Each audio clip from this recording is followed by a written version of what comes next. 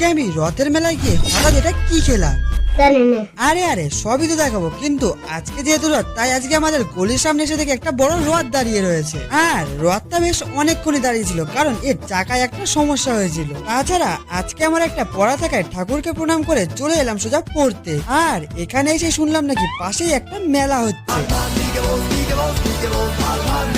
চলে এলাম আবার মেলার সামনে। এই যে এইটাই ছিল এখানকার রথ, যেটাকে বিকালে টানা হয়েছিল। তারপর সোজা ভিতরে এসে আর দেরি না করে ঠাকুরকে সোজা প্রণাম করে নিলাম। আর বন্ধুরা, তোমরা আজকে কমেন্টে জয় জগন্নাথ লিখতে ভুলো না কিন্তু। এরপর ওখান থেকে চলে এলাম সোজা মেলার ভিতরে। আর আমরা যেহেতু একদম প্রথম দিনে এসেছি, তাই মেলাটা কি ফাঁকা দেখো।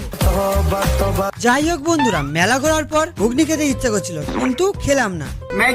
সোজা বেরিয়ে চলে এলাম এই ফুড কার্টে। আর সবাই মিলে অর্ডার করে দিলাম চিকেন মোমো। তাহলে চলো বন্ধুরা, আমি এখন রথের মেলা ঘুরতে এসে মোমো খাই। আর তোমাদের সকলকে টাটা বাই বাই।